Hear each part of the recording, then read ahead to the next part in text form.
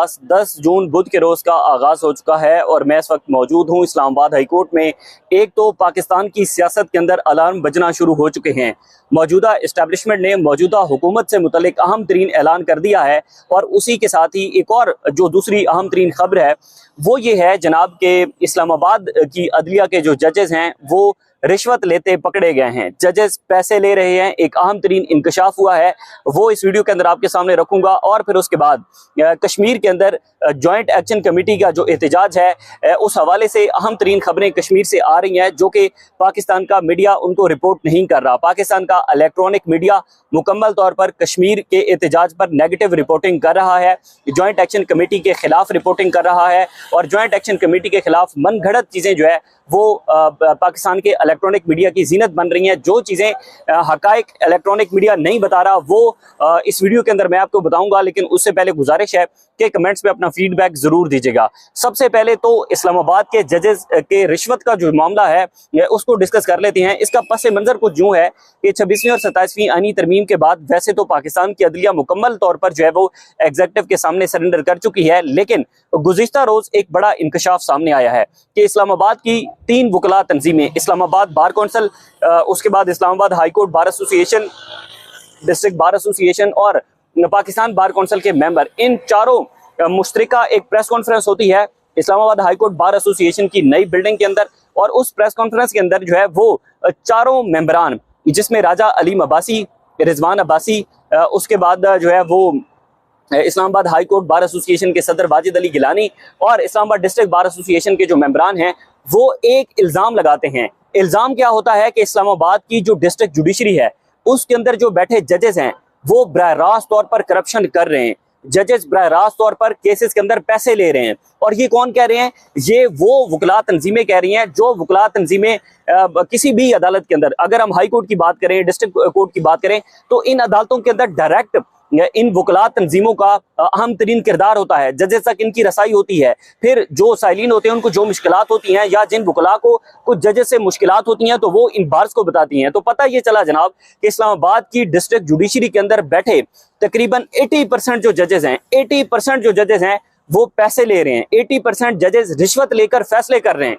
तो आप यहाँ से अंदाजा लगाएं कि 26वीं और 27वीं यानी तरमीम के बाद जिस तरीके से इस अदलिया को एग्जीक्यूटिव के सामने सरेंडर करवाया गया है या एस्टेब्लिशमेंट ज्यादा अदलिया बनवाई गई है या अदलिया की साख को नुकसान पहुंचाया गया है, तो अब जजेस रास्त तौर पर पैसे ले रहे हैं। अब उसके बाद एक राजा अलीम अब्बासी साहब ने इंकशाफ किया कि जनाब कुछ जजेस आए और हमने उन बल्कि कुछ जजेस से कहा कि आप ये क्या कर रहे हैं, इन केसेस के अंदर आप क्या फैसले कर रहे हैं। तो जजेस ने कहा कि हमें ऊपर से हुक्म है। तो हमने जजेस से पूछा कि कहां से ऊपर से हुक्म है, तो जजेस ने उसके ऊपर जो है वो मुस्कुराकर इस बात को नजरअंदाज कर दिया। ऊपर कहां से? इस्लामाबाद की डिस्ट्रिक्ट जुडिशरी के अंदर जो बैठे जजेस हैं उनकी तरफ से कहा गया कि जी वो जजेस जो है वो एस्टेब्लिशमेंट का नाम, इदारों का नाम इस्तेमाल करके पैसे ले रहे हैं, इदारों का नाम इस्तेमाल करके जो है वो रिश्वत ले रहे हैं, केसेस के अंदर रिश्वत लेते हैं और फिर उसके मुताबिक जो है वो फैसले करते हैं। ये इस्लामाबाद की जो वकला तंजीमें हैं उनकी तरफ से इस्लामाबाद की डिस्ट्रिक्ट जुडिशरी के ऊपर ये इल्जामात लगाए गए हैं। वैसे ये इल्जामात नहीं है, ये एक हकीकत है। अगर आप अदालतों का रुख करें, अदालतों के अंदर आकर देखें कि साइलिन किस तरह से इन अदालतों के अंदर आकर ख्वार होते हैं। तो बहरहाल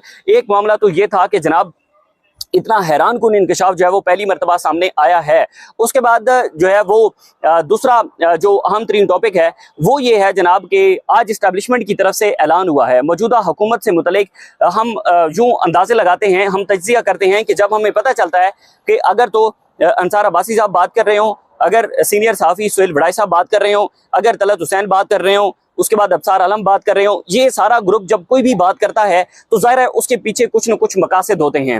एवं नहीं अब्सार आलम साहब बैठकर जो है वो जॉइंट एक्शन कमेटी को जो है वो भारत की तंजीम करार दे देते हैं या उनको गद्दार वतन डिक्लेयर कर देते हैं। तो जनाब आज सुहेल बड़ाई साहब की तरफ से एक कॉलम लिखा गया है और उस कॉलम में इनडायरेक्टली तौर पर जो पाकिस्तान की इस्टेब्लिशमेंट है उसने एक साफ मैसेज मौजूदा हुकूमत को दिया है। कॉलम के जो अहम तरीन पॉइंट्स हैं वो मैं आपके सामने रखता हूँ। एक तो ये है जनाब के जो सुहेल बड़ाई साहब हैं वो अपने कॉलम के अंदर लिखते हैं कि अलार्म बजना शुरू हो चुके हैं हमारी दिल के साथ, उनका भारी दिल के साथ मैं लिख रहा हूँ। अगरचे हुकूमत इस वक्त अपने अरूज के निस्फ पर है, बज़ाहिर सब कुछ ठीक चल रहा है, मगर इस अरूज के बाद जुलाई से इसका जवाल की तरफ सफ़र शुरू हो जाएगा। वो कहते हैं कि ये तज्जिया है, खबर नहीं है।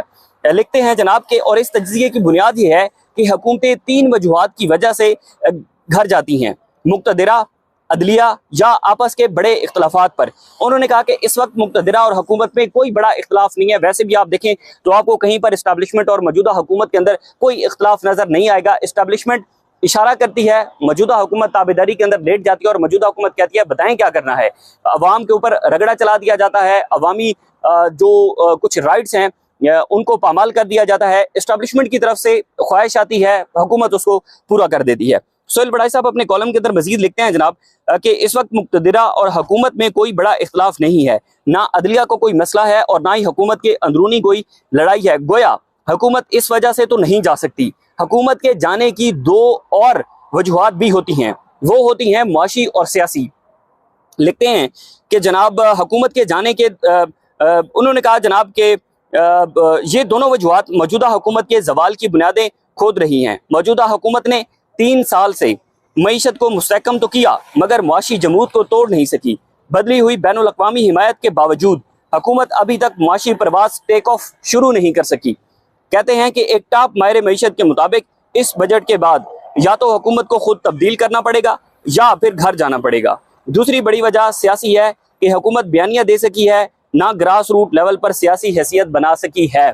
जाहिर है जब आप किसी दूसरे फ्री के वोट के ऊपर आप इक्तदार के अंदर बैठते हैं, ईवानों के अंदर बैठे हैं, तो फिर आप परफॉर्म नहीं कर सकते, फिर आपकी मर्जी नहीं चलती, फिर आप जो है वो कोई आउटस्टैंडिंग किस्म के डिसीजन नहीं ले सकते। तो अब सोहेल बड़ाई साहब कह रहे हैं वैसे भी जो है वो अब ये सारा पाकिस्तान के जो सियासत का मंजरनामा है मुस्तकबिल का, वो हमें ये बताता है कि जनाब मुस्तकबिल जो है उसके अंदर इस हुकूमत को सिर्फ बजट पास करना होगा।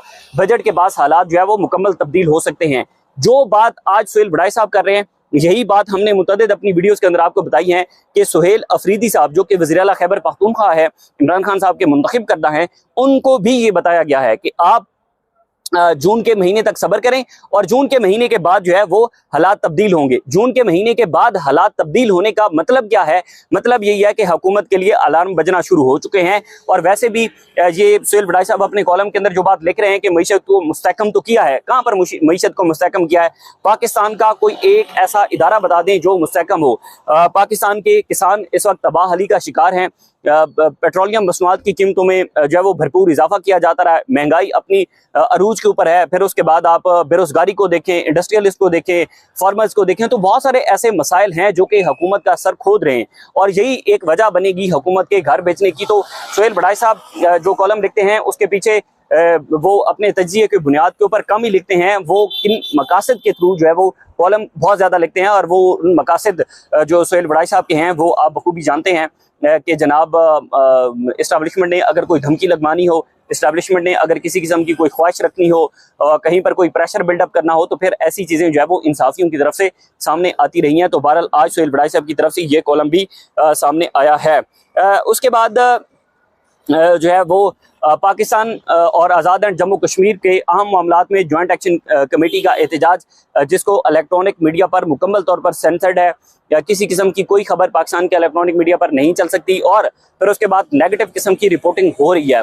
मैं हैरान हूँ कि दुनिया न्यूज़ के ऊपर जो कामरान शाहिद साहब हैं जो प्रोग्राम करते हैं, कामरान शाहिद के प्रोग्राम के अंदर एक वीडियो चल रही थी। वो वीडियो आप मतलब आप दंग रह जाएंगे कि पाकिस्तान का इलेक्ट्रॉनिक मीडिया कर क्या रहा है। पाकिस्तान का इलेक्ट्रॉनिक मीडिया हुआ ये कि कश्मीर की एक शादी की वीडियो है और कश्मीर में कहीं पर शादी हो रही है, तो वहाँ पर जो दूल्हा है वो भी बैठा है और जो उसके दीगर साथ दीगर दोस्त हैं वो भी वहाँ पर बैठे हैं और उन्होंने अपने हाथों में जो है वो फूलों वाले गाने भी पहन रखे हैं और उन्होंने हार भी पहन रखा है और उन्होंने वहाँ पर जो है वो कुछ असला भी उठाया हुआ है। शादियों पर अमूमन हम देखते हैं कि कुछ असले का इस्तेमाल होता है, तो बहरहाल कश्मीर के अंदर कुछ ऐसी शादी की एक वीडियो थी जिसमें उन्होंने असला उठाया हुआ था। अब हुआ क्या? हुआ ये कि जनाब वो वीडियो वहां से उठाकर दी गई पाकिस्तान के इलेक्ट्रॉनिक मीडिया को कि ये वाली वीडियो चलाएं कि जो ज्वाइंट एक्शन कमेटी का एहतजाज है, उस ज्वाइंट एक्शन कमेटी के एहतजाज में असले की नुमाइश हो रही है और असला उनके पास है।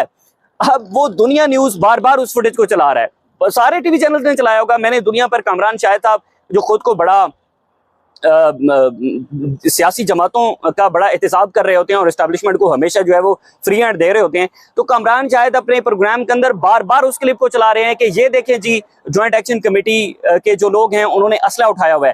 तो और वो वीडियो किसकी है? वो शादी की वीडियो है। तो आप अंदाजा लगाएं कि ये टोटल क्रेडिबिलिटी है उस इलेक्ट्रॉनिक मीडिया की, जिस इलेक्ट्रॉनिक मीडिया के अंदर जब चीजें भेजी जाती हैं तो उसके ऊपर कोई चेक एंड बैलेंस नहीं होता, कोई उनके ऊपर जो है वो एक किस्म की वेरिफिकेशन भी नहीं होती कि शादी की वीडियो उठाकर दी गई कि ज्वाइंट एक्शन कमेटी के लोग जो है वो उस एहतजाज के अंदर असली की नुमाइश कर रहे हैं और वो भरपूर इलेक्ट्रॉनिक मीडिया ने चला दी। ना तो उसी ने किसी ने वेरीफाई किया, ना उसको किसी ने देखा कि यार इसके ऊपर तो शादी की चीजें लगी हुई हैं।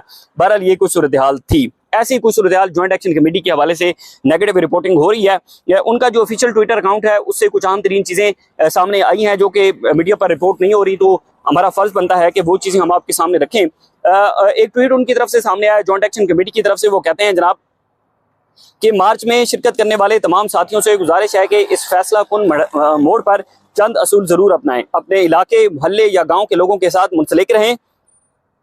अवाम में गुल मिलने की बजाय अपने पहचान के लोगों के साथ रहें। पानी की बोतल लाजमी साथ रखें। शैलिंग की सूरत में मास्क, रुमाल या गीला कपड़ा इस्तेमाल करें और हवा के रुख के मुखालिफ सिमत में इस्तेमाल करें। यानी कि वो उनको हिदायत दे रहे हैं कि उन्होंने कहा कि अगर कहीं से इश्तियाल अंगेजी हो रही है तो आप उस इश्तियाल अंगेजी से गुरेज करें। हर हाल में आपने पुरअमन रहना है। ये उनके ऑफिशियल ट्विटर अकाउंट से ये ट्वीट जो है वो सामने आ रहे हैं। उसके बाद वो कहते हैं कि आगे बढ़ें, हर हाल में पुरअमन, मुनज़्ज़म और बवक़ार रहें। यही रवैया किसी भी मार्च को मजबूत और मौसर बनाता है। मशकूक अफराद की सूरत में जिम्मेदारान को आपने बार बार इतला करना है। उसके बाद एक और ट्वीट आया, कहते हैं कि तमाम काफिले अपनी अपनी जगह पुरअमन तौर पर मौजूद रहें। रात के दौरान किसी किस्म की गड़बड़ या नाखुशगवार वाक़या पेश नहीं आया। नौजवानों के हौसले बुलंद हैं। शुरका नज़्म ज़ब्त के साथ अपने मौक़िफ़ पर कायम रहें। इंशाअल्लाह इत्तेहाद, सब्र और पुरअमन जद्दोजहद के साथ ये सफ़र जारी रहेगा। ज्वाइंट एक्शन कमेटी का जो एहतजाज है वो हर गुजरते दिन के साथ, हर गुजरते घंटे के साथ शिद्दत इख्तियार कर रहा है। फासले बढ़ चुके हैं। आज़ाद जम्मू कश्मीर और पाकिस्तान और इस्लामाबाद के अंदर बैठी जो चंद शख्सियात हैं जो कि जम्मू कश्मीर के फैसले यहाँ से करना चाहती हैं, उनके दरमियान फासले बढ़ते चले जा रहे हैं, जो कि आने वाला मुस्तकबिल और वायलेंस जो है, शिद्दत जो है, उसके बाद खून खराबा जो है उसको बढ़ाता चले जाएगा। इसका बेहतर हल ये है कि बैठा जाए, बैठकर मुज़ाकरात किए जाएं। आपने एक कमेटी को, एक तंजीम को, एक अवामी तंजीम को आपने घर बैठकर, इस्लामाबाद के अंदर बैठकर जो है वो गद्दार डिक्लेयर कर दिया, उनको जो है वो कलदम करार दे दिया। और फिर उसके बाद यही रवैये हैं जो कि मजीद शिद्दत का बायस बनते हैं। यही रवैये हैं जो कि वायलेंस का बायस बनते हैं। और यही आपके रवैये हैं कि जब आपसे नफरत की जाती है और जब जो है वो हाथों के अंदर डंडा आपके सामने उठाया जाता है तो फिर आप उनको गद्दार डिक्लेयर कर देते हैं। ऐसा नहीं होना चाहिए। इस हद तक जो है वो किसी को गद्दार वतन डिक्लेयर नहीं करना चाहिए कि फिर वापसी का उनके पास कोई रास्ता भी ना हो और फिर आपको किस मुंह से आप उनके साथ जाकर बैठेंगे, किस मुंह से आप उनके पास जाकर जो है वो मुज़ाकरात करेंगे। तो बहरहाल इतलात हैं कि 12 जून को बजट पेश किया जा रहा है और 12 जून के बजट में इक़्तिसादी कौंसिल का इजलास इस वक्त जारी है, जिसमें वज़ीर आला खैबर पख्तूनख्वा सुहेल खान अफरीदी, वज़ीर आज़म शहबाज शरीफ, उसके बाद वज़ीर आला बलूचिस्तान, उसके बाद वज़ीर आला सिंध और दीगर जो पंजाब की वज़रा हैं वो भी इस इजलास के अंदर शरीक हैं। सुहेल अफरीदी भी आए हुए हैं और देखते हैं कि वहाँ से क्या खबर सामने आती है। मज़ीद जो भी डेवलपमेंट्स होंगी आपके साथ शेयर करते रहेंगे। मुझे इजाज़त दीजिएगा। अल्लाह हाफ़िज़।